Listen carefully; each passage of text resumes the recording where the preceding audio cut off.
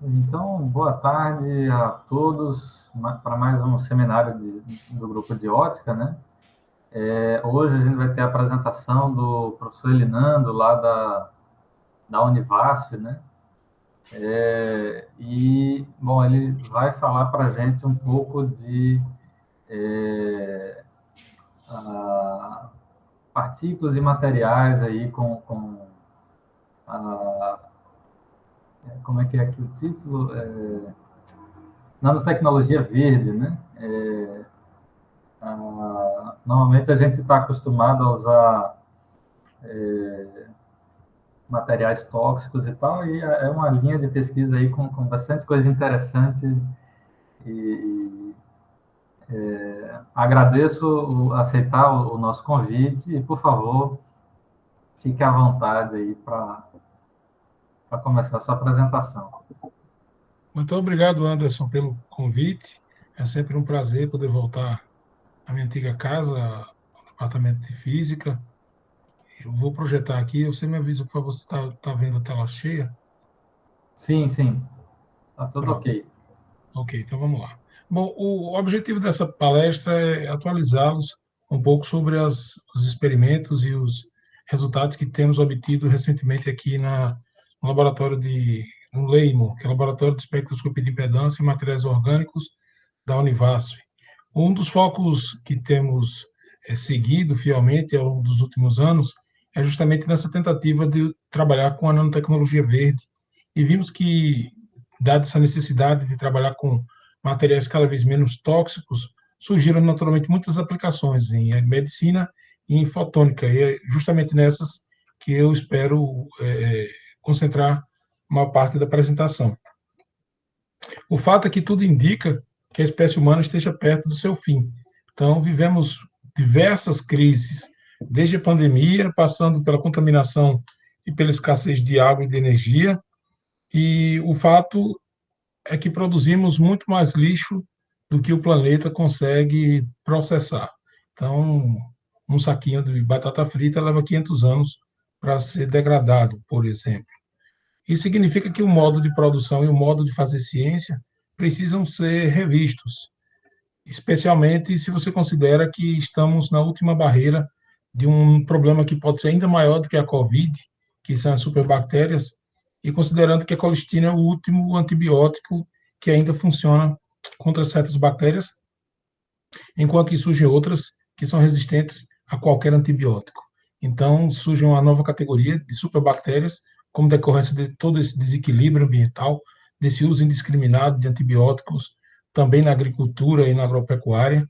Então, estamos num momento muito ruim para a civilização humana. É como se o planeta estivesse, de fato, nos expulsando. Não que o planeta vá acabar, mas que a espécie humana se torne inviável em nosso planeta. Isso significa que, minimamente, nós precisamos mudar a forma de produção e a forma de pesquisar. E uma das maneiras de se fazer uma pesquisa com comprometimento ambiental é justamente baseada nessa premissa que é definida pela economia circular. A economia circular nada mais é do que uma forma desenvolvida pela natureza de tratar seus rejeitos. Então, nós utilizamos na indústria o modo de produção linear. Como é que é o modo de produção linear? Pegamos a matéria-prima, geramos resíduos, que é um poluente, que é um material tóxico, e jogamos na natureza. Pegamos mais matéria-prima e com isso estamos esgotando as fontes de petróleo e gerando cada vez mais plástico, que estão criando os oceanos de microplásticos por toda a superfície da Terra. O que a natureza faz?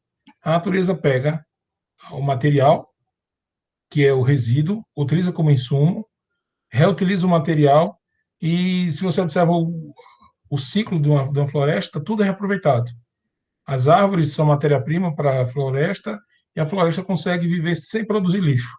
Então, o modo de produção da natureza é um modo de ciclo fechado, coisa que nós precisamos aprender a desenvolver. Então, devido até a dificuldades financeiras de conseguir matéria-prima, dado o momento que vivemos atualmente, essa é uma grande motivação também de nosso grupo para que nós possamos contribuir para que a ciência seja menos agressiva, para que nós possamos trazer soluções que sejam parte de um ciclo fechado e não parte de um ciclo linear. Então, nós passamos a trabalhar com 3 sistemas básicos, motivados por essa característica de utilizar rejeitos como insumos. Então, o primeiro candidato que nós utilizamos é a membrana da casca de ovo. A membrana de casca de ovo é um rejeito mais comum e mais barato do que possamos imaginar. Nós conseguimos, por doação, semanalmente, mais de 300 cascas de ovo. Se a gente quiser mais, consegue, isso é apenas de um restaurante. Então, todo o material que utilizamos no laboratório é de doação de um restaurante apenas para a universidade. Então, fazemos um processamento químico na membrana para eliminar o cálcio e utilizamos a membrana, que é uma pele interna do material, e que tem uma característica muito interessante em termos de porosidade, em termos de resistência a agentes agressivos e até a própria temperatura. Então, nosso primeiro candidato para a nanotecnologia verde tem sido a membrana da casca do ovo. O segundo deles tem sido o acetato de celulose, que é extremamente abundante também no planeta, e para isso nós fazemos um processamento utilizando a técnica de eletrofiação. Então, o que é que essa técnica faz? Nós aplicamos uma diferença de potencial muito alta, da ordem de 15 a 60 mil volts. Esse líquido polimérico contendo acetato de celulose, ele voa segundo um cone de Taylor. E esse cone de Taylor deposita sobre um substrato aterrado, formando essas fibras aqui, que tem aplicações diversas. Seria o protótipo para a membrana do ovo, sendo possível controlar o que vai dentro dessas fibras aqui. Já eu falo com mais detalhes sobre elas. E o terceiro protótipo que temos utilizado são os resíduos agrícolas. Não temos ainda condição de produzir o carvão mesoporoso aqui no Vale de São Francisco, em Juazeiro, e recebemos essas amostras da Suécia. Então, na SLU, há um centro de reaproveitamento de resíduos para a produção de nanotecnologia. Então, eles produzem muito carvão mesoporoso, e com esse carvão mesoporoso nós temos desenvolvido algumas aplicações que eu vou falar na apresentação de hoje. Então, quais os protótipos que temos desenvolvido? O foco é, então, aplicar todos esses materiais, todos esses resíduos em materiais vestíveis. Vestíveis são os eletrônicos que são incorporados nas peças de vestimenta e que podem ser integrados de tal maneira a serem parte daquilo que chama Internet das Coisas. Então, temos hoje no laboratório essas 4 linhas de trabalho. As 2 primeiras vou citar mais rapidamente, vou me deter mais nas 2 finais, mas nós trabalhamos com supercapacitores, com geradores, os nanogeradores triboelétricos, os antibacterianos reforçados por campo elétrico e os lasers randômicos, em parceria com os professores Cid, professor Anderson, também com o pessoal de Sergipe, com o Joatan e o Márcio. Inicialmente, vamos falar sobre supercapacitores. Os supercapacitores, para quem não conhece, são dispositivos que ficam entre as baterias e os capacitores. Qual o problema dos capacitores? É de que eles têm muita potência, muita densidade de potência. Você vê por essa curva aqui, ó, ele tem a densidade de potência muito alta, mas a densidade de energia dele é muito baixa. Já a bateria, ela tem muita energia e tem pouca potência.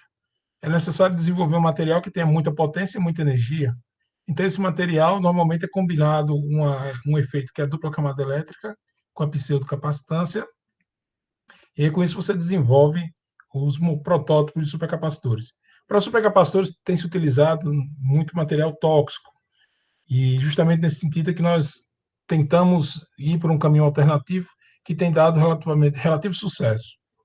Um dos protótipos, como eu disse a vocês, é recobrindo com estruturas carbonáceas e também de polímeros condutores, a membrana da casca do ovo. Então, essa daqui é uma membrana de casca de ovo, uma microscopia dela. Então, nós já recobrimos aqui num tubo de carbono e polimerizamos aqui em cima. E aí você fica com um material que é flexível, que tem boa resposta à temperatura, é dobrável, é lavável, porque se você precisa desenvolver um vestível, é importante que ele resista à máquina de lavar. Então, a ideia é que você tenha uma peça que se incorpore à sua roupa e que possa medir sua pressão arterial, possa medir sua pulsação, sua temperatura, mas que possa ser lavável também. Então, a ideia do dispositivo é que ele possa ser incorporado em peças de vestimenta.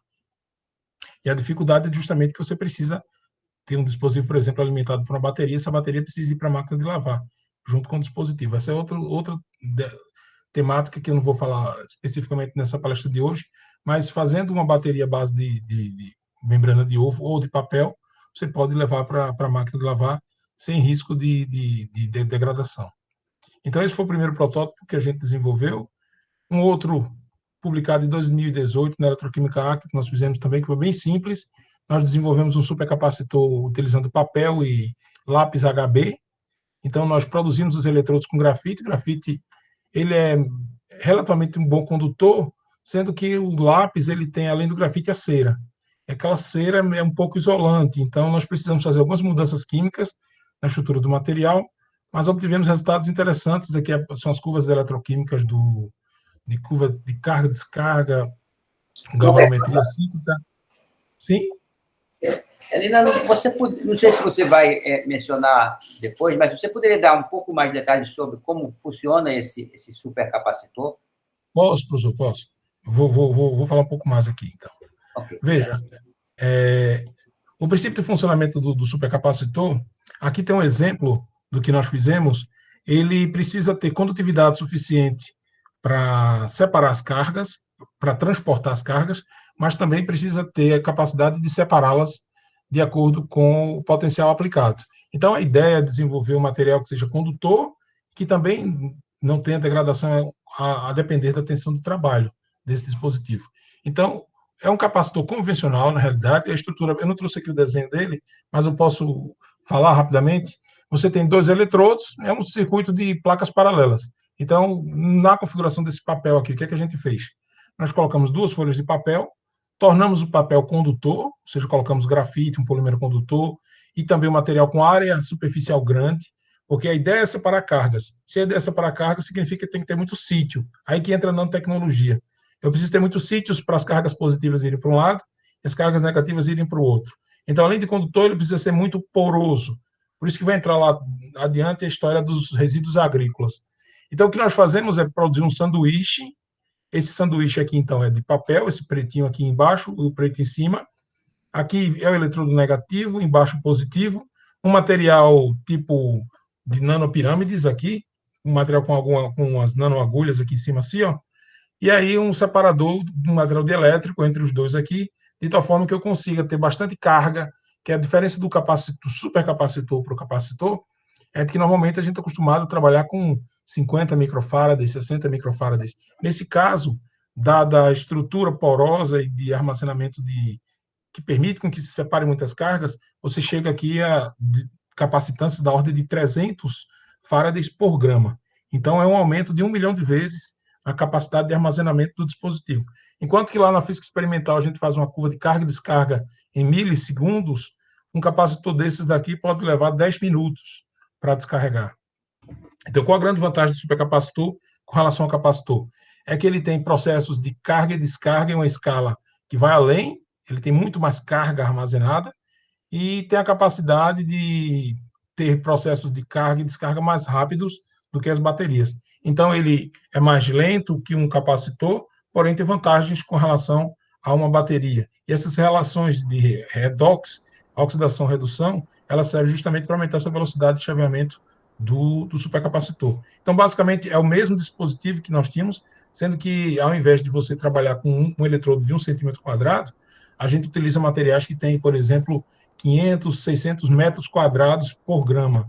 Então, precisa ter uma área superficial muito grande para que essa área separe as cargas se acomodem nessa superfície e você consiga, então, ter um armazenamento de energia mais eficiente. Nesse dispositivo de papel aqui que a gente... Sim? Continuando aí na pergunta de Tabosa, nesse caso aí do supercapacitor, as cargas que você está falando são elétrons mesmo e falta de elétrons do outro lado? Ou também tem movimento de íons? Não, na realidade você vai ter separação de cargas entre os dois lados. Então vai ter também íon e elétrons. Então essas cargas vão ficar positivas de um lado, negativas do outro. Eu vou falar daqui a pouco dos triboelétricos e vai ficar um pouquinho mais claro ainda.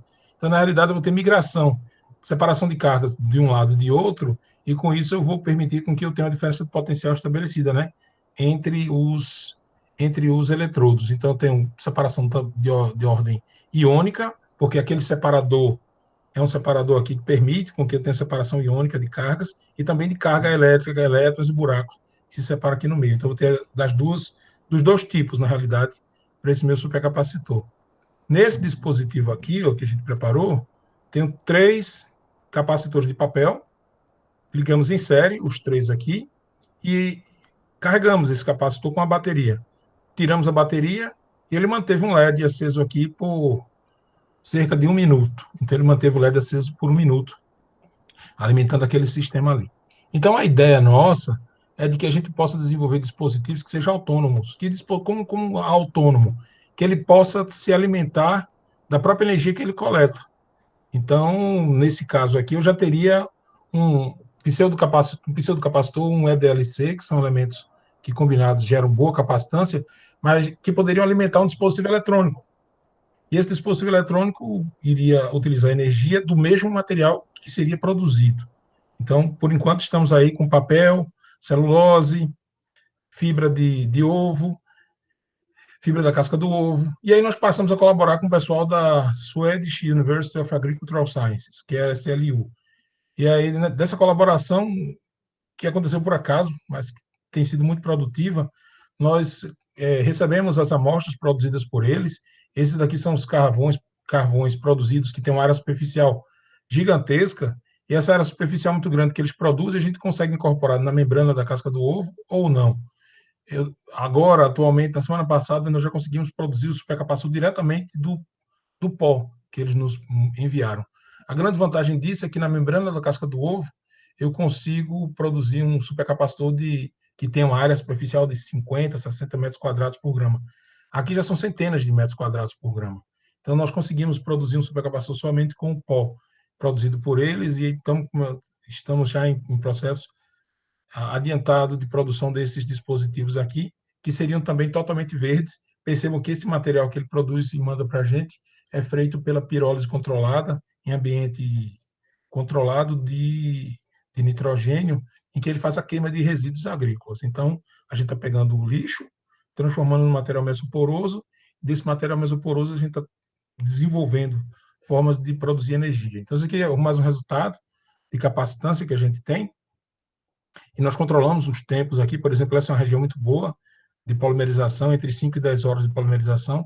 Conseguimos umas capacitâncias interessantes aqui, que chega aqui em torno de 2,5 a 3 milifarad por centímetro quadrado de material, com as curvas de impedância. E o interessante aqui é que esse capacitor ele consegue resistir bem, 85% mais ou menos aqui, o rendimento dele, depois de 1.500 usos. Então, mesmo depois de 1.500 cargas e descargas, ele ainda retém capacitância desse dispositivo. Para o que nós estamos fazendo agora, eu espero que essa retenção chegue muito mais próxima a 100%, porque a degradação é a característica dos polímeros condutores. O carbono não tem por que degradar, porque ele não tem processos, ele é pura e simplesmente dupla camada elétrica. Então, essa dupla camada elétrica ela tem uma retenção na capacitância muito alta. Então, acho que para esse nosso novo trabalho agora, esse número aqui não vai ter essa variação tão grande, por exemplo, aqui, chegando a 60%, o número vai ficar mais próximo aos 100%, e a gente vai ter vantagens por trabalhar somente com a dupla camada elétrica. Bom, aí vem a segunda etapa. Se eu tenho como guardar energia para fazer uma aplicação, eu preciso alimentar. E não é interessante para ninguém ficar ligando a sua camiseta na tomada, né? Ou carregar uma bateria de celular no bolso. Então, o segundo projeto que nós temos 3 alunos de pós-graduação trabalhando são os nanogeradores triboelétricos. Qual a ideia? Se eu tenho como armazenar, eu preciso ter também como gerar. Existe um fenômeno físico que foi desenvolvido experimentalmente pelo Wang, isso em 2011, em que ele estudava esse efeito de separação de cargas entre superfícies com diferentes afinidades. Por exemplo, a nossa pele é um ótimo doador de elétrons. Então, se eu uso a pele como um elemento do par triboelétrico, eu posso, pelo contato da pele com outro componente, transferir elétrons da pele para o componente. E aí posso ter componentes de contato, de deslizamento, contatos de eletrodos simples ou de modos de arraste de um lado para o outro. Então, a ideia foi, que tal, além de utilizar o supercapacitor feito com componentes verdes, fazer também um gerador de energia que utilize a energia que a gente... Normalmente, nós temos muita energia no movimento, no respirar, no falar, no gesticular, e essa energia está sendo toda dissipada sob forma de calor. Por que nós não aproveitamos isso para armazenar essa energia e utilizá-la a nosso favor? Então, nós fizemos um dispositivo em que O par triboelétrico segue esse circuito aqui. Isso daqui são os componentes que é uma borracha e um tecido. Aqui no meio, essa coisinha preta é um tecido e uma borracha triboelétrica na parte de cima dele. E esse daqui é o circuito elétrico equivalente da pele. Então, nós simplesmente pegamos a superfície da pele, tocamos no dispositivo, e ao tocar nesse dispositivo, nós separamos carga e permitimos com que essa diferença de potencial seja estabelecida com equilíbrio dado pela circulação de corrente para a carga externa. Parece ser algo muito... No começo, esse projeto tem aproximadamente 2 anos. No começo eu não colocava muita fé, que eu achava que isso era coisa de pouca representatividade em termos de energia. O tocar da mão sobre o dispositivo, eu imaginava que nós não conseguiríamos chegar tão longe. Mas os resultados foram surpreendentes. Então, essa daqui é a rota de síntese do tecido, esse é o próprio tecido que nós vestimos. Esse tecido nós incorporamos com nanotubos de carbono com polímero condutor. Então, e sobre ele vem uma camada de uma borracha, de um epóxi fino, bem flexível. Esse aqui é a microscopia mostrando o epóxi. Esse é o dispositivo no todo. O verde aqui é o tecido e esse daqui é o dispositivo. 2 camadas de borracha, bem fina. Essa camada de borracha, ela toca no material. Quando ela toca no material, esse tecido é condutor e ele é o próprio coletor de corrente. Ele transporta a corrente. E aí nós fizemos as análises, está ali o espectro Raman, está ali as curvas de ensaio mecânico, porque esse tribo elétrico vai para a máquina de lavar, como eu disse a vocês, vai ser estirado, vai ser puxado, e ele resiste aos limites de tensão, por exemplo, do uso de uma máquina de lavar. E ele é condutor, então o melhor sistema que nós tivemos aqui, ele tem uma tensão meio volt, já dando uma corrente aqui de 10 miliamperes, para o que nós precisamos é uma condutividade interessante para o material. E os resultados foram surpreendentes para nós nos primeiros momentos, porque nós não esperávamos tensões tão altas assim. Então, como vocês podem perceber, ó, no momento em que se toca no dispositivo, os momentos de toque você tem tensões de 400 volts em cima do material. A depender da composição, nós chegamos aqui a quase 700 volts de picos ultracurtos de tensão gerada sobre o tribo elétrico ali. Em termos de corrente, os valores também são bons. Perceba que a corrente ele chega a 10, 15 microamperes. Os melhores valores com picos próximos a 20 microamperes. E aí eu trouxe para vocês aqui uma tabela mostrando os nossos valores, que são relativamente competitivos com o que se tem no mercado e o que tem na literatura de estado da arte para geradores triboelétricos utilizando outras composições, não necessariamente vestíveis. E eu trouxe aqui um videozinho mostrando como é que funciona o processo de carga. Aqui é a parte final. O dispositivo funcionando, colocamos ele para carregar um supercapacitor. E aí esse supercapacitor aqui, à medida que você vai colocando pressão sobre o dispositivo, ele vai carregando. Você pode ver que quanto menor o capacitor, maior a tensão sobre os terminais. Consegue aqui atingir 1,4 volts sobre o dispositivo. Então, é possível se ter armazenamento aqui, ó, chegando a valores de 1,5 volts ao longo de 60 a 80 segundos de armazenamento nesse dispositivo. Para que todos tenham uma ideia do que se consegue gerar, esse aqui é o dispositivo, essa é a camada de borracha que colocamos sobre ele aqui, e aí eu vou colocar em funcionamento. Colocamos aqui 25 LEDs ligados a esse dispositivo. E apenas com tocar da mão,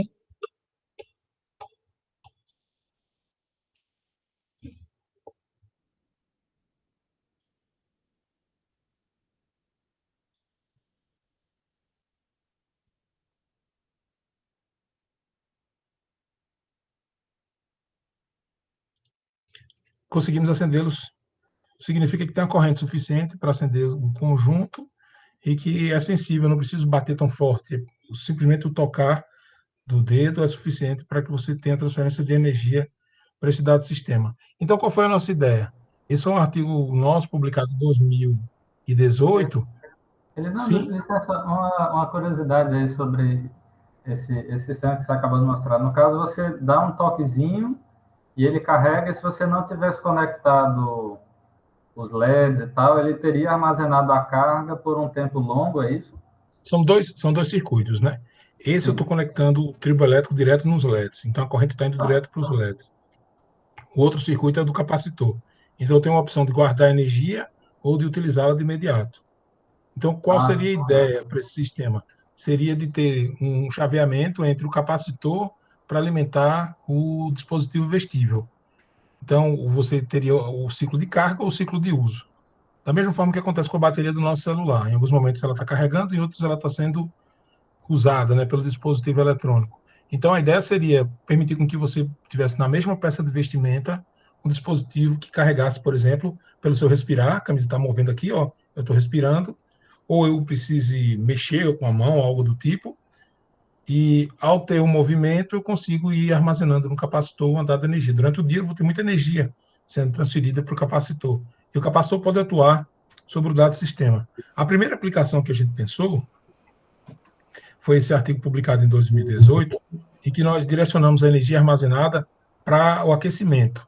Então, normalmente, quem vive nos países mais frios sofre com isso daí, porque precisa usar casacos para controlar a temperatura do corpo. No nosso caso, nós podemos usar a energia armazenada do capacitor para controlar a temperatura no agasalho, por exemplo. Então, nesse caso, sim. Desculpe,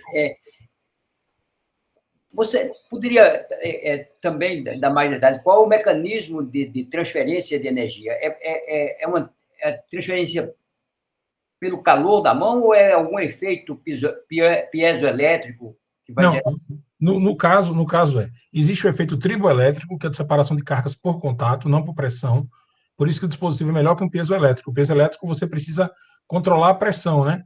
Nesse daqui você precisa só tocar. Então, é por isso que ele é o triboelétrico, é a separação de cargas por triboeletricidade. Só contato e separação. Contato e separação gera corrente alternada. Então, não tem a ver com calor, com transferência? Por enquanto não. Na realidade, o que eu estou fazendo é o seguinte, eu estou pegando essa corrente alternada, passo por uma ponte de diodos, um retificador de onda completa, e transformo em tensão contínua. Essa tensão contínua pulsante. Essa tensão contínua pulsante vai para um capacitor. O capacitor armazena energia, e então eu conecto a um aquecedor. Uhum. Aquela mesma fibra que é utilizada como capacitor, ela também aquece. Então eu posso, ao invés de armazenar energia nela, dissipar a energia sob forma de calor. Então eu ligo um resistor, que é o tecido, a resistência dela é baixa. Veja que interessante. Eu consigo fazer com que, liberando a energia armazenada no capacitor, eu chegue a temperaturas da ordem de 75 graus. Eu concentrei um aquecedor na ponta do indicador aqui e fiz a imagem térmica, vejo que a temperatura aqui já chega a 40 e poucos graus na ponta do dedo. Então, eu poderia utilizar esse dispositivo para colocar numa camiseta, para alguém que vai correr. Durante a corrida, a temperatura dele pode ser controlada pela quantidade de energia que ele armazenou correndo. Então, eu utilizo a energia do curto do movimento para armazenar no capacitor, e eu vou ter um botãozinho na camiseta que vai me dizer se eu quero de qual nível de temperatura que eu quero no meu corpo. Então, desligado, alto, baixo, médio, posso ter 3 níveis, e aí eu vou ter um aquecedor, efeito Joule. O triboelétrico só serve para armazenar por separação eletrostática no capacitor. O capacitor vai gerar efeito Joule para o aquecedor. Eu não sei se você viu, mas acho que foi no Physics Today ou no Physics World, uma semana atrás, mais ou menos, saiu um artigo sobre um tecido, né, uma roupa que você poderia aquecer ou esfriar vestindo, né, normal ou pelo avesso. Você viu esse Não vi não. Vou procurá-la. Mas eu também não li o artigo. Mas eu vou procurar, não soube desse não, vou procurar. Ok, obrigado. Nesse caso, a gente só poderia aquecer, porque o máximo que poderia acontecer é não conectar o efeito Joule no processo, né? Mas nesse caso aqui a gente poderia aquecer ou não aquecer. O resfriar parece mais efeito daquelas células Peltier, né? Que de um lado para o outro ela tem um gradiente de temperatura. Mas realmente eu não li o artigo, apenas. Vou procurá-lo também, tá bom? Bom, então, para essa aplicação, nós pensamos em começar a integrar as coisas. Então, nós temos uma linha de armazenamento de energia, uma linha de geração de energia, micro ou nanogeração de energia, né? Nanogeração de energia, de armazenamento por supercapacitores. E aí surgiu uma coisa interessante, que foi o seguinte: além de tudo, esse material ele é antibacteriano. E aí a gente usa a interação eletrostática para brincar com ele. como trabalhar com grafeno e etc., ainda tem custos associados, fomos de novo na natureza buscar essa plantinha. Tem muito aqui na região, eu lembro que em Recife também tem. A Calotropis procera, uma plantinha que surge no mato, e aí essa flor dela, quando abre, saem aqueles pólens que ficam voando, e são bem leves, assim. Detalhe, quando bota no microscópio, é um tubo oco, maravilhoso de se trabalhar. Recobrimos com polímeros condutores isso daqui, então esse tubo aqui foi recoberto com polímero condutor, e aí poderíamos utilizar, ao invés de tecido, uma fibra natural, como essa daqui. E o interessante é que a fibra natural, as bactérias não se dão bem com ela, quando é modificada quimicamente. Por exemplo, aqui tem o Staphylococcus aureus, Escherichia coli. Quando coloco a polianilina em contato com a fibra de Calotropis procera, as bactérias simplesmente não conseguem crescer. Então, isso se chama de aula de inibição. Cria uma aula de inibição em torno do material. E aí nós passamos a estudar outras possibilidades. Tem uma professora da UFPE, chamada Eugênia, que trabalhou a vida toda com ácido úrgico. Começamos a dopar com esse ácido úrgico. Ele é produzido a partir dos líquens da Mata Atlântica. Então, pegamos esse ácido úrgico, colocamos na matriz, e a matriz também tem aspectos de antibacteriano. Então, ao invés de dopar a polenilina com ácido clorídrico, nós dopamos com líquen. E aí, quando dopa com líquen, esse sistema ele se torna um antibacteriano muito bom, e um antibacteriano com polímero condutor que não faz uso de ácidos fortes. Aí vem uma aplicação que nós desenvolvemos aqui no laboratório que mostrou ser a mais poderosa de todas. Começamos a trabalhar com campo elétrico. Então, porque nós tentamos entender por que é que esses polímeros eles são tão atraentes para as bactérias. Então, a resposta foi porque eles têm uma carga positiva e as bactérias têm uma carga negativa na superfície delas. Então, ela é atração eletrostática. Soma das forças é massa por aceleração, a força carga vezes o campo elétrico, se eu aplico um campo elétrico, a bactéria, pum, gruda na superfície do polímero. E aí nós fizemos esse teste, colocamos um campo elétrico entre os dois eletrodos, um potencial elétrico baixinho, de 1 volt. Quando comparamos, essa é uma placa com 0 de potencial e uma placa com potencial de 1 volt. Aqui cresceram milhares de bactérias, aqui não cresceu nenhuma. E aí, quando nós olhamos a microscopia, isso daqui é a superfície de um substrato desses, olha a quantidade de bactérias que cresce em cima dele. Muitas bactérias.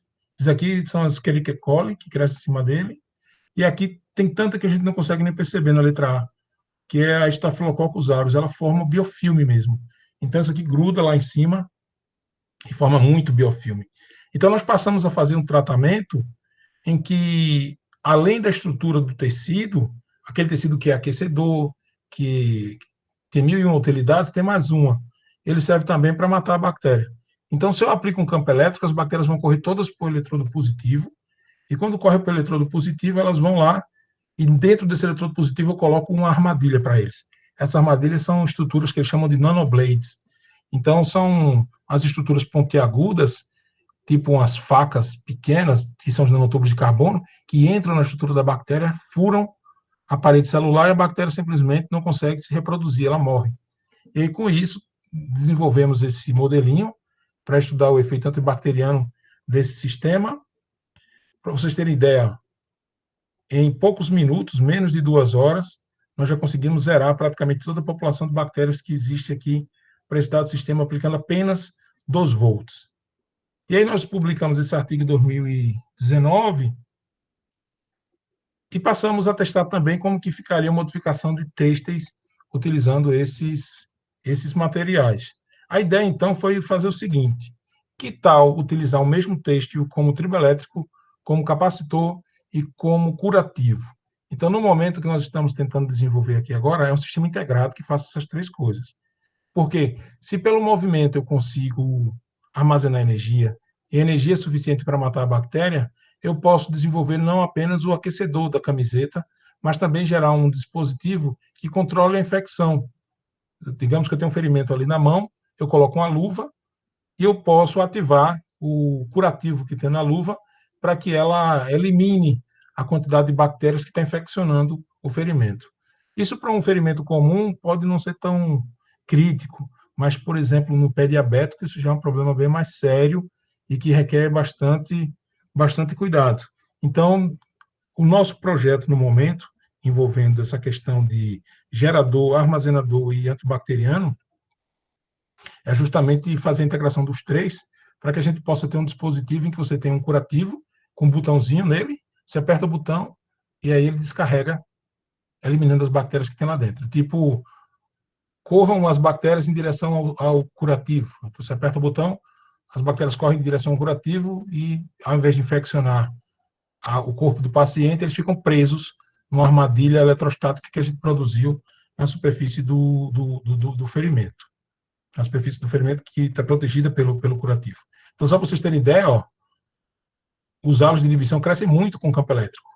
Então, quando você usa com material puro, não existe diferença entre os halos de inibição. Quando eu coloco um campo elétrico positivo, o halo de inibição cresce quase que o dobro daquele do negativo. Então, se eu faço um par com dois eletrodos, um no lado positivo em contato com o ferimento, eu consigo controlar a atividade antibacteriana desse dado sistema. Aí, antes de entrar nos lasers, já estou com 40 minutos aqui da apresentação, antes de entrar nos lasers, eu vou falar de uma colaboração muito legal que, que nós estabelecemos no ano passado com o pessoal da Carnegie Mellon University.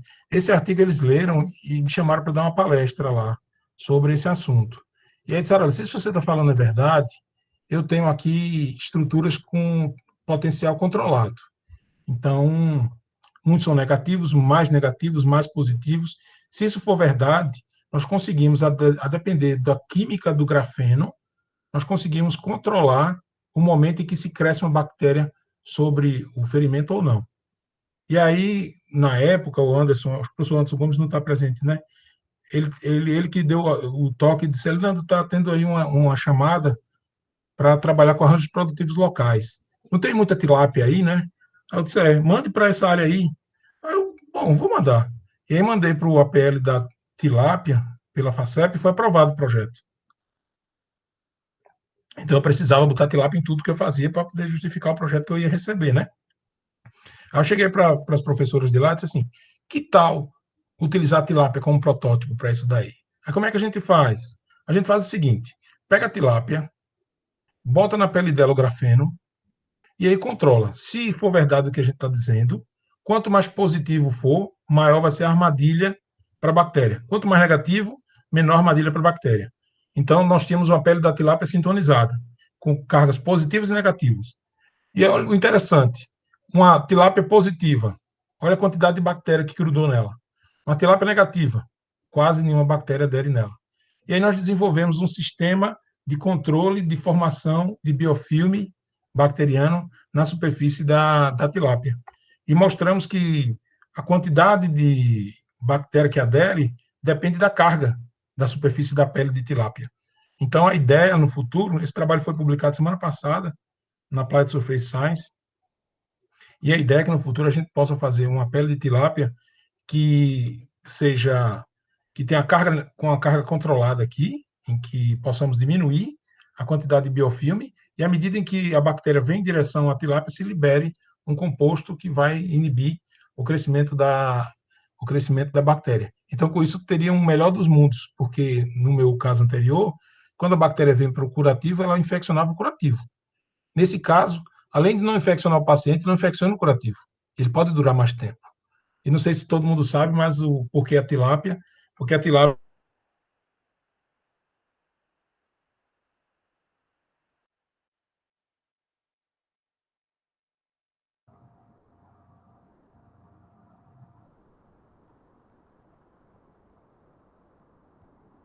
É, acho que teve algum problema aí, caiu a conexão, né?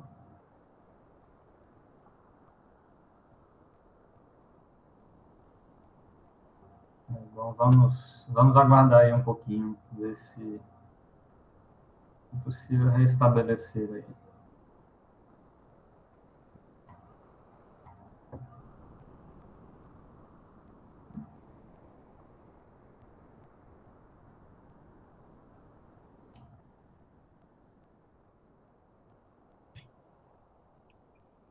vocês estão me ouvindo? A conexão caiu. Você estava falando lá da tilápia. Vamos lá.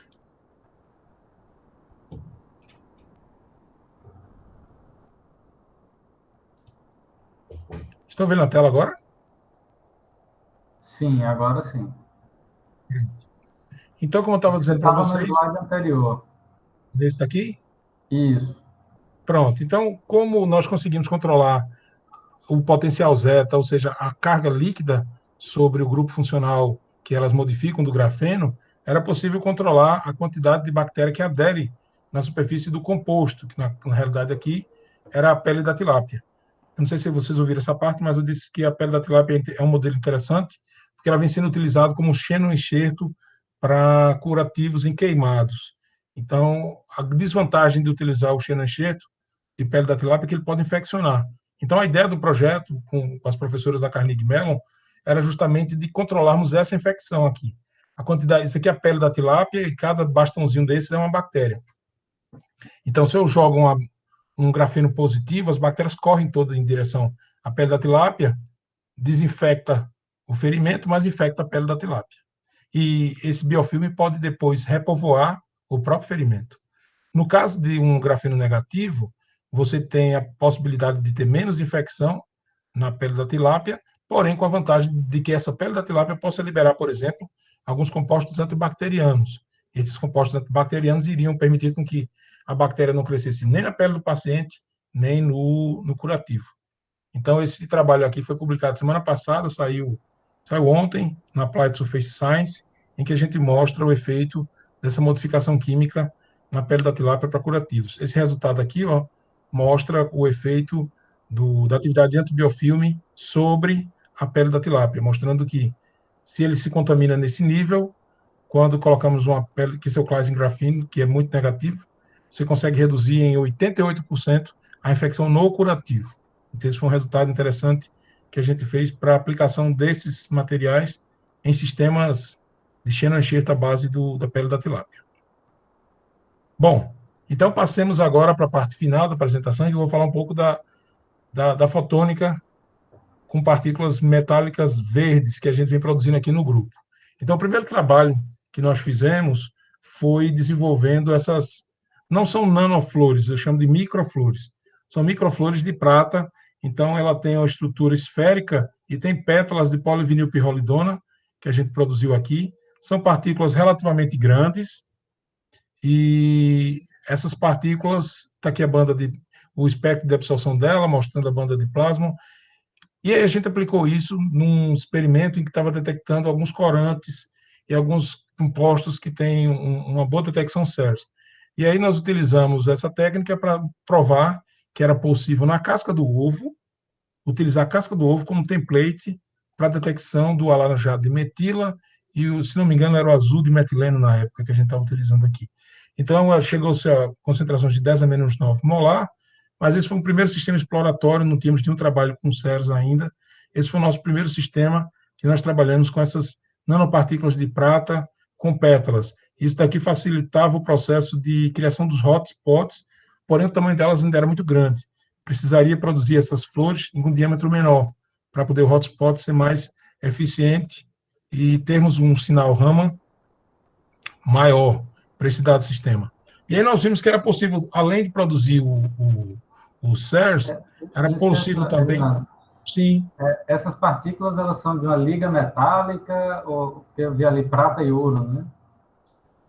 Como é que é a composição delas? Tá, não, o ouro aqui era da metalização que a gente estava utilizando, ele é apenas prata mesmo. Ah, tá bom. Na realidade, ela é uma prata recoberta com um polímero, que é o polivinilpirrolidona, que é o PVP. E aí ele que faz essas pétalas aí. Então, isso é uma estrutura polímero, metal polímero. Da nucleação que você criou a prata, e você recobre essa prata com essas pétalas de polímero, que permite com que você também tenha o efeito do hotspot do CERS, que pode ser magnificado. Eu vou falar daqui a pouco sobre isso, que é a perspectiva do trabalho que a gente tem em andamento neste momento aqui. Mas que tinha o impedimento das partículas serem grandes. Vejam que a gente tem partícula de 1 micron aqui, isso é muito grande. Sim, sim, sim. Mas, mesmo sendo partículas grandes, nós incorporamos isso daí nas membranas e vimos que era possível também controlar esse processo absorvendo corante. Então, na prática aqui, nós absorvemos rodamina nesse material, colocamos a prata na superfície para dar um ganho na resposta e observamos que ele lasava. Então, foi o primeiro protótipo que a gente fez, foi um Optical Materials, desenvolvemos o Random Laser utilizando a membrana da casca do ovo, utilizando um corante. Desvantagem disso é que, após algumas centenas de excitações de tiros com laser de excitação, ele tinha o efeito do corante orgânico, né? Ele tem uma degradação muito forte. Porém, foi o nosso primeiro protótipo de laser randômico que nós desenvolvemos, em que havia uma fibra absorvida com corante e recoberta com as nanopartículas de prata. Aí, na sequência, em colaboração com os professores Cid e Anderson, nós fizemos com o Manuel também, Manuel Leonardo, que fez as medidas aí no departamento de física, nós produzimos a seguinte estrutura: uma fibra de celulose por eletrofiação, e em que dentro dessa fibra não precisava ser adsorção, porque já produzimos esse material com esse formato, nós incorporamos o óxido de zinco. Então, existiam nanopartículas de óxido de zinco dentro das fibras, e na superfície dela nós tínhamos absorvido nanoprismas de prata, produzidos também aí no departamento de física. Então, esses nanoprismas de prata, em contato com a superfície externa das fibras e com o óxido de zinco disperso no núcleo delas, formava uma estrutura que tem algumas vantagens. Por ser óxido de zinco, esse material que é muito resistente, praticamente não tem variação na emissão como função do número de tiros. Você pode utilizá-lo com 5.000, 10.000 usos. A intensidade de retenção na emissão dele é altíssima e tem a vantagem de ser flexível. Então, nós produzimos um tecido que tem emissão ali na região do ultravioleta, e esse artigo foi publicado em 2019 na Scientific Reports, foi inclusive destaque nessa edição em comemoração ao ano do laser. Ela foi um dos artigos que foi escolhido pelo editor da Scientific Reports. Então, nós vimos que existia um interesse grande aí nessa prata verde e passamos a buscar plantas da caatinga que tivesse potencial na redução da prata. Então, a primeira delas foi a Ziziphus juazeiro, que é uma planta nativa, que é bastante encontrada aqui na região do Petrolina Juazeiro, e pela estrutura dos polifenóis dela, ela tem muitos agentes redutores, e esses agentes redutores permitem que você saia do nitrato de prata, não precise de borohidreto de sódio, citrato de sódio, você pode fazer essa síntese à temperatura ambiente. E aí, utilizando o extrato da prata, você consegue chegar a níveis ali dependendo do pH também, você consegue chegar à característica de formação da prata sem necessidade de uso de reagentes analíticos para além do nitrato de prata. Então, nós fizemos, como vocês sabem, a prata é antibacteriana, então a gente vai sempre passar a trabalhar em dois eixos: atividade antibacteriana e atividade de interesse da ótica, da fotônica. Então, nós colocamos essa prata aqui. Tem uma pergunta do Renato Silva. Sim. Professor Elenando, com essas partículas aí obtidas da natureza, assim, né, qual o diâmetro médio que você consegue obter, o mínimo, o diâmetro mínimo, assim, quão pequenas elas são? Vamos lá. Eu acho que eu coloquei alguma coisa aqui nos próximos slides. Normalmente, até hoje, nós já conseguimos partículas verdes chegando ali a 30, 40 nanômetros. Eu estou produzindo ouro, que foi o ouro, inclusive, que o Anderson, quando esteve aqui em Petrolina, levou para Recife. A gente conseguiu produzir um ouro de 10 nanômetros. Mas esse ouro ainda usa reagentes analíticos. Eu não tenho ainda ouro verde. O que eu tenho ainda é a prata verde. Mas a prata verde, eu não consegui ainda produzir uma nanopartícula de prata de 10 nanômetros. Elas ficam ali naquela faixa de 40, 50 nanômetros, e elas têm a tendência de agregar também. Então, a depender, por isso que eu trabalho com algumas espécies da caatinga, porque não é só reduzir, é estabilizar também.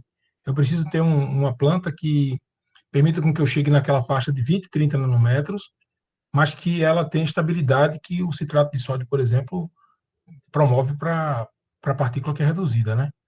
Então, assim, as partículas são relativamente pequenas, porém, ainda nada comparável eu precisaria diminuir 3, 4 vezes para poder chegar ao nível das partículas analíticas.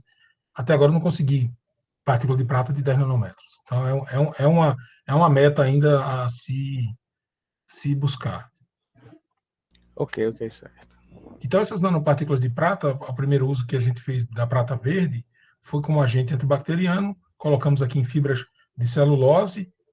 Esse trabalho aqui mostrou que ela tem um efeito antibacteriano superior à prata convencional, e o que é uma vantagem, porque eu não preciso de nenhum reagente analítico e nem tampouco, e além disto, eu consigo fazer com que o material seja um bom antibacteriano. E aí, a etapa seguinte foi justamente de incorporarmos isso na pele da tilápia, que é a segunda parte do projeto. Além dos grafenos, que foi uma colaboração inesperada com o pessoal lá dos Estados Unidos, a gente está desenvolvendo aqui também essa prata incorporada na pele da tilápia para permitir com que a gente possa controlar a liberação dela. Como ela é antibacteriana, você coloca essa pele enriquecida com prata e aí os polifenóis e as pratas que existem lá dentro vão ser liberadas por ferimento e você vai ter controle, vai aproveitar esse processo de liberação para o controle da infecção que você tem lá dentro. Então, está aqui a estrutura da pele da tilápia, os pontinhos brancos são as nanopartículas e agregados de prata que tem em cima da pele da tilápia. E o que é que eu estou desenvolvendo no momento e tenho interesse de colaborar também com vocês, é justamente de a gente dar aplicações para essas estruturas plasmônicas aí. Então, eu estou produzindo, utilizando nanoreatores orgânicos, essas pratas verdes. Então, qual é a ideia? A ideia é tentar não mexer com temperatura e tentar produzir dentro de estruturas hidrofóbicas, em que você tem um núcleo bem definido ali, o controle do tamanho dessas partículas. A pergunta que foi feita agora: como que eu consigo controlar o tamanho disso? Normalmente eu utilizava apenas o agente redutor, mas agora eu estou utilizando também um agente estabilizante, que é um surfactante. Eu estou tentando controlar a nucleação das partículas de prata para que elas não agreguem para além de um certo valor. A minha esperança de produzir pratas menores agora é de justamente permitir com que eu tenha a dissolução desses colóides de partículas de prata e eu possa dar um limite. Então, são os nanoreatores orgânicos que eu tenho solução agora, que espero que eles limitem o tamanho das partículas sintetizadas. Então, quais são os compostos que eu estou fazendo? Que tem aplicação para fotônico, que tem aplicação também para a atividade antibacteriana. Todos esses óxidos, tanto cobre, cálcio, titânio, zinco, o par, prata, com cada um desses óxidos metálicos, ele tem atividade antibacteriana interessante. Porém, ele também tem atividade ótica que pode ser utilizada. Então, a minha ideia é de produzir esses pares para que a gente possa estudar as propriedades ópticas desses materiais e também a atividade antibacteriana quando incorporada nos têxteis ou na pele da tilápia, que seria outra parte que eu consigo fazer independente aqui. Para terminar a apresentação, esse é um sistema que é o objeto da tese da Elisângela, que é aluna do doutorado do Anderson, que faz aqui no meu laboratório o doutorado dela em materiais. O que a gente está querendo fazer é o seguinte: partir das nanopartículas de ouro pelos bastões e chegar até as nanoestrelas. Existem, vocês sabem muito mais, existem inúmeras aplicações para essas estruturas pontiagudas do ouro. No caso das atividades antibacterianas, seria já incorporar o efeito dos nanoblades. Então, estruturas pontiagudas são muito interessantes porque eu sei que a gente pode manipular com muito mais facilidade a luz e também essa atividade biológica do material. Então, nós partimos em busca desses sistemas aqui no laboratório. E aí produzimos esse resultado de semana passada, produzimos o ouro vermelho, o ouro azul. Então, medimos por potencial zeta isso daqui. Essas partículas são da ordem de 12 nanômetros. Essas daqui são um pouco maiores. Eu espero que estas sejam estruturas do tipo estrela, com algumas pontas, enquanto que essas sejam apenas esferas. Quando eu meço o tamanho de partícula, está aqui o tamanho, a distribuição do tamanho centrado em 20, indo de 10 até 40, 50, da prata vermelha, do ouro vermelho, enquanto que a outra distribuição tem partículas pequenas aqui, mas uma quantidade grande de material, em torno aqui de 80, 90 nanômetros, para as estruturas pontiagudas. Tentei fazer imagem com o MEF daqui, Anderson levou para Recife também, e as imagens que ele mandou na semana passada foram essas, foram feitas no MEV de vocês. Então, esse daqui seria a estrutura do ouro pontiagudo. Não dá para ter muita certeza do que tem aí, mas está claro que essa estrutura aqui desse ouro, que vamos chamar de ouro azul, ele tem partículas bem maiores do que do ouro vermelho. Esse é o ouro vermelho, em que a gente tem partículas aqui de 12 nanômetros de tamanho, e essa daqui são as partículas do ouro com pontas. Como que eu vou ter certeza que isso é uma estrela que tem pontas? Eu mandei algumas amostras dessa para um representante de um FM, eu sei que precisa do TEM, mas eu estou tentando ver até para a FM também. Então, até amanhã ele prometeu que ia testar e ver se consegue, por a FM, ver a morfologia de uma dessas partículas aqui. Enquanto isso, eu vou tentando localizar um TM que permita ter certeza do que a gente produziu aqui. Então, no momento, as perspectivas que eu tenho aqui no grupo eu quero analisar a influência desses hotspots na resposta do dispositivo CERS. Então, é muito importante que eu tenha essa estrela de pontas, para que a gente possa utilizar como um dispositivo para fazer Raman e CERS. Utilizar essas estruturas de óxido metálico, suporte biológico para atividade antibacteriana e permanecer essa colaboração com o grupo de ótica para desenvolver random lasers e fazer nanofotônica aí com estruturas do tipo ouro, óxido metálico e prata, óxido metálico. Permito-me apresentar em 2 minutos aqui o grupo, para quem não conhece. Esse daqui é o laboratório. A pandemia não permitiu que a gente fizesse uma foto atualizada, então eu peguei a cabeça de cada um, coloquei ali. Então, tem 17 pessoas aqui no grupo trabalhando, aproximadamente, a maioria são alunos de doutorado, tem 2 pós-docs. Simone trabalhou com vocês, saiu a bolsa dela agora, na FACEP, ela está assinando o termo de bolsa de pós-doc. Tem a Simone Fernandes, são os 2 pós-docs, tem mais 8 doutorandos e o restante de mestrando aqui do grupo. Para quem não conhece, o grupo, o professor Cid já veio aqui, o professor Anderson já vieram também. Não sei se o professor Tabosa conhece aqui a região. Mas não o conheço. Tabosa nunca veio, né? Não. Assim que a gente tiver uma situação melhor, vou fazer o convite para que o senhor apresente a palestra aqui para a gente, para conhecer aqui a nossa região. Então, esse aqui é o Rio São Francisco, do lado descendo para o mar, do lado esquerdo aqui, Petrolina, nessa região, ali Juazeiro. O laboratório fica bem aqui na beira do rio. Isso aqui é a universidade aqui. Da janela do laboratório dá para ver o rio aqui fora, né? Então, essa daqui é a universidade, o centro de convenções da universidade, os blocos de aula. Nós fizemos um instituto de materiais. Esse era um prédio antigo de processamento, era uma fábrica de processamento de polpa de tomate na universidade. Esse bloco ia ser destruído para se transformar no estacionamento. Aí nós lutamos para que ele não fosse. Então, esse aqui é o prédio, nosso mini departamento de física que a gente quis construir aqui, né? Então, ele tem 12 laboratórios. Esse aqui já é um puxadinho que a gente construiu. Aqui é a criogenia, que funciona aqui. Então, nós temos... Isso é o corredor do Instituto. Temos uma fábrica de nitrogênio líquido funcionando, problemática, que quebra mais, que funciona mais. Hoje está produzindo, por exemplo. Então, está aqui o nosso espectrômetro Raman, microscópio eletrônico, equipamento aqui comprado pelo INCT de fotônica, que é a nossa máquina de eletrofiação, que vai a 60 kV. Esse aqui é o laboratório de impedância, em que a gente tem aqui os analisadores de impedância, potenciostato, fonte de tensão, lock-in e etc. Então, melhorando essa situação dessa pandemia, espero que a gente já esteja no fim de tudo isso.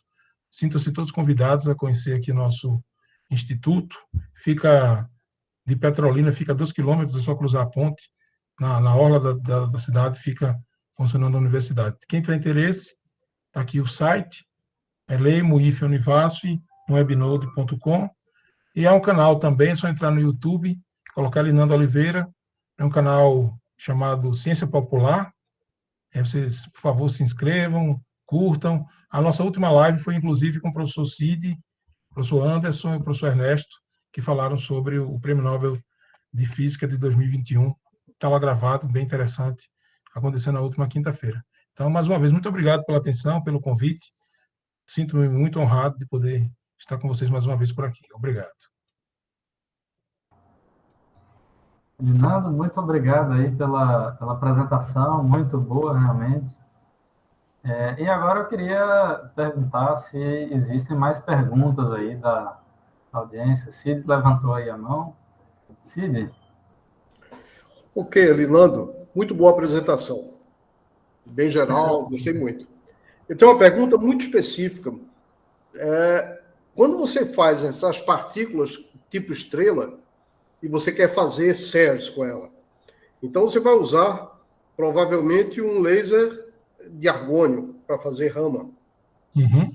Não ocorre o risco de você quebrar essas pontas das estrelas, não? Elas tornarem-se esferas?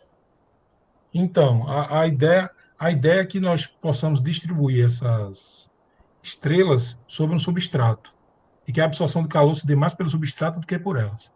Se eu depositar essas estrelas em cima da lâmina de vidro, eu não duvido que isso possa acontecer, até porque agora a gente está tendo que colocar a potência do laser no máximo. Então está queimando muito a amostra. Então, nesse caso, eu vou precisar fazer uso da área superficial do substrato que eu vou utilizar para distribuir as. Isso faz com que eu perca em sensibilidade, né? Porque eu vou ter menos estrelas por unidade de volume. Mas a forma que eu vou ter de absorver melhor essas zonas de impacto e a onda de calor que vai ser gerada é justamente sobre o substrato que a gente vai utilizar. Então, a princípio, eu vou utilizar a adsorção dessas partículas de ouro sobre um substrato fibrilar. O ideal seria que fosse diretamente, porém ainda não testamos isso daí. Que a gente pegasse lá a solução, gotejasse, esperasse secar e a gente tivesse somente a estrutura do ouro para ser o meio de ganho lá, para gerar os hotspots, né? Uhum. Se você usar laser infravermelho, ou seja, mais distante da região de plasma, mesmo assim você vai ter alguma absorção, né? Porque você tem elétrons livres e sempre vai ter absorção. Verdade. E nesse caso, as seções de choque Raman, do Ceres, elas, o que você espera? Elas vão ser menores, as seções de choque? Olha, uma das dificuldades que eu tenho aqui é de que o sinal Ceres do ouro é menos favorecido que o Ceres da prata. Então, eu consigo ter sinais Ceres melhores para a prata do que para o ouro. Então, se eu migro para o infravermelho, eu acho que eu posso, inclusive, eu não tenho como fazer essa montagem aqui no laboratório, pelo menos não tenho ideia de como fazer, já que o comprimento de onda do equipamento é único, a caixa preta lá, eu não consigo mexer na emissão. Mas eu acredito que a gente consiga, indo para o infravermelho, melhorar um pouco o desempenho do ouro do que a gente vem obtendo com laser de L-neon. Porque esse efeito que a gente tem de melhor resposta da prata, eu consigo equilibrar mexendo nessa emissão, né? Mas, infelizmente, eu estou preso na emissão do laser do equipamento.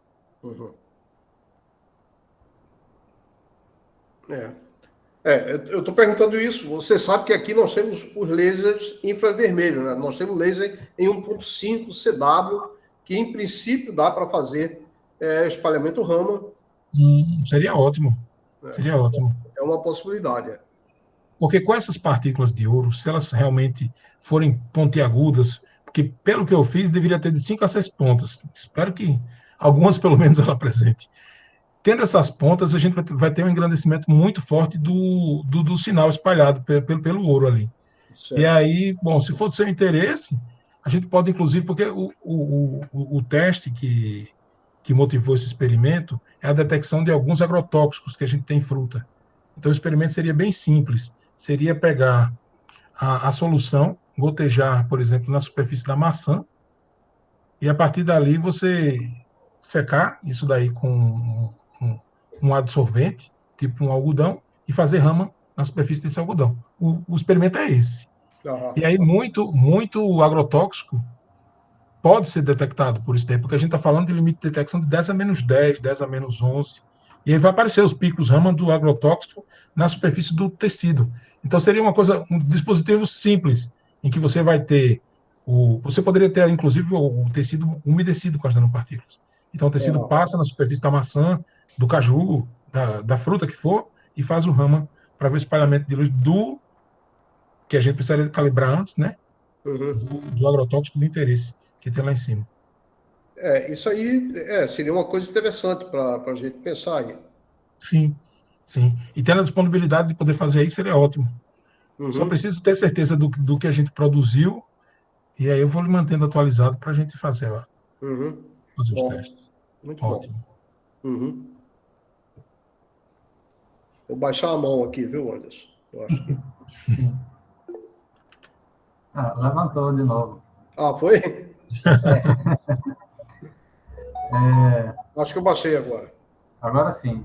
Uhum. Mais alguma pergunta aí na plateia? Na audiência?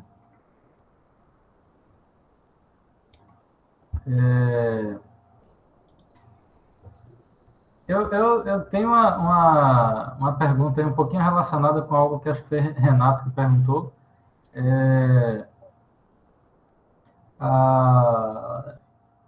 Você sintetiza essas partículas de prata e as flores, né, que você chamou, nanoflores, e você falou que o limite inferior de tamanho que você consegue atingir é da ordem de uns 50 nanômetros, não é isso? Veja, eu consigo produzir nanopartículas de prata de 50 nanômetros. Porém, com as flores, isso cresce muito, porque as pétalas são grandes. Que é como se fosse, Tá. é como se fosse o seguinte: você tem um núcleo de prata, e aí você vai Tá. crescendo camadas de polímero em cima dela. Então, são Certo. pétalas que estão crescendo em cima delas. E você vai aumentando o diâmetro disso daí. Com a pétalas, eu não consigo chegar em 50 nanômetros. Tá. Não é mais Então eu fácil. me confundi. Entende? O núcleo consegue ser, mas com recobrimentos cresce muito. E, no caso, essas pétalas são só de polímero ou tem prata também? Tem prata também, porque assim, se não houvesse prata, a gente não teria sinal Sérgio dele. Então, eu imagino que seja o seguinte: quando você tem uma síntese dessas, você vai ter partículas de tamanho A, B, C, vai ter uma distribuição de tamanhos, né? Eu acredito que nas pétalas as nanopartículas menores sejam dissolvidas também. Então, a gente teria prata nucleada e as pétalas com pratas de tamanhos menores. Porque para poder ter hotspot tem que ter prata nelas. Senão Sim. blindava, né, o efeito. Uhum. Uhum. Porque meio que, dependendo, você pode talvez colocar algum material entre as pétalas, né? Alguma coisa Sim. do tipo. Cid quer comentar A alguma gente está coisa sobre tentando, isso? a gente tá tentando crescer a prata sobre a estrutura do ouro, para fazer um Uhum. núcleo que, se conseguir realmente funcionalizar, essas estruturas são um núcleo de prata em que o ouro cresce por cima delas.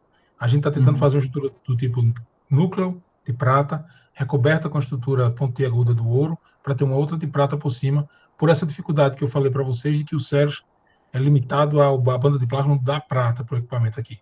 Mas como o professor Cid disse, tendo uma possibilidade de mudar esse comprimento de onda, a gente pode tentar no infravermelho. Acho que é uma ótima tentativa. Cid, você Eu queria queria... comentar? Elinando, você sabe que a gente preparou aí prismas, né? O Anderson Amaral aí está preparando prismas, etc. Então, a Uhum. diferença em relação às estrelas são... Você espera estrelas de 5 pontas, né? Uhum. Os prismas são estrelas de 3 pontas, né? Só que com aqueles prismas se pode ter tamanhos menores. E se o tamanho é menor do que as estrelas, em princípio você pode ter efeito de campo local maior, né? Sim. Então, é claro que aqueles prismas não são preparados com nanotecnologia verde, né? Mas, Uhum. em princípio, seria uma possibilidade também para se poder fazer um estudo comparativo aí, como é que são os Sim. prismas, como é que são essas estrelas, etc. Sim. São de ouro ou de prata, Anderson, que você está preparando? São de prata. Ah, seria ótimo. Porque a Eu gente fico... pode tentar fazer o Sérgio dele em prata com essas 3 pontas aí. E Sim. aí poderia comparar a resposta do ouro que a gente está produzindo com os seus prismas de prata. E aí faria um estudo de Uhum. Sérgio interessante. Uhum. É, É. e, de Qual o repente, tamanho, talvez, né? o Anderson, quais são as dimensões que atualmente se está produzindo dos prismas? Vai de uns 50 até uns 150 nanômetros. O lado, né? Do Uhum. Certo. prisma. Uhum. Mas se for o decaedro, ele chega, acho que a uns 30 ou 40. Não vou lembrar agora de cabeça. Uhum. Eu acho que naquele trabalho do Jamil, ele tinha coisa dessa ordem de 30, né? É. Esses de 30 a gente não tem conseguido, porque quando a gente tenta fazer, tem dado decaendo. Uhum. Mas, enfim, a gente está vendo algumas coisas lá que dependem da dinâmica de iluminação, né? A gente, de certa forma, consegue controlar em algum nível. Estamos vendo ainda o que está acontecendo, mas parece que dá para ter um certo controle da morfologia. A gente conseguiu sair de esfera para o decaedro, né? Aí a gente está tentando ajustar ainda. A gente está no meio desse estudo aí, mas no caso desse estudo que a gente controla, ou pelo menos está tentando controlar a morfologia usando a luz, aí a gente está com alguns resultados, mas a gente ainda está bem no meio da coisa, né? Mas seria uma ideia baseada não sei se você conhece esse trabalho que Cid mencionou, com o Jamil, acho que é de 2013, né? Tem um bocado de tempo já. Né? Ele não conhece, porque naquele artigo do Scientific Reports se usou os prismas usando a técnica do Jamil. Foi. A gente utilizou para Scientific Reports isso daí. Pronto, então a gente está aprimorando, digamos assim, o equipamento, e aí a gente tem um pouquinho mais de controle e está vendo as coisas diferentes, né? Porque a gente controla a iluminação e coisas do tipo. Eu estou vendo aí uma coisa muito concreta. Eu gostei da ideia dos agrotóxicos aí, de caracterização, etc.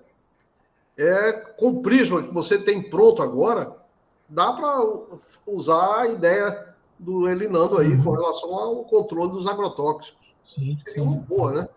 E os picos dele são muito bem definidos, entende? Sim. E aí o detalhe seria baixar o limite de detecção para poder identificar. Se a gente consegue um selo de qualidade utilizando uma técnica espectroscópica dessa, a gente chega na patente. E aí você vai ter uma técnica de selo de qualidade, por exemplo. Imagine, um limite de 10 a menos 10 molar para um defensivo agrícola cancerígeno. Aí você desenvolve a técnica em que você pega amostras das frutas que foram limpas com seu dispositivo, e aí você pode certificar, olha, a amostragem dessa caixa aqui identifica que não há o tal agrotóxico sendo utilizado para isso daí. Então, isso daí, uma patente com um certificado desses daí, tem muita aplicação. Aqui tem aviões de frutas saindo toda semana. Coloca um selo desse a mais, a manga que é vendida lá a $5 vai ser vendida a 10. Então, é uma coisa de muito interesse. A banda de plasma a gente consegue sintonizar bem, muito mais do que a morfologia, e aí eu não sei se... Mas a gente consegue sintonizar ela bem já há bastante tempo, de 440, 450 até algo como 700 nanômetros. Você quer mandar um pouco das suas amostras para fazer um teste no ramo daqui? Você me diz aí o que é que você quer que a gente vê. E a gente manda. Porque eu poderia pegar um agrotóxico específico que é proibido. Hoje em dia, quase nada é proibido chama o Ministério da Agricultura, né? Quase nada é proibido, mas ele pega um dos que seja proibido. E a gente testa e tenta pegar o limite de detecção dele.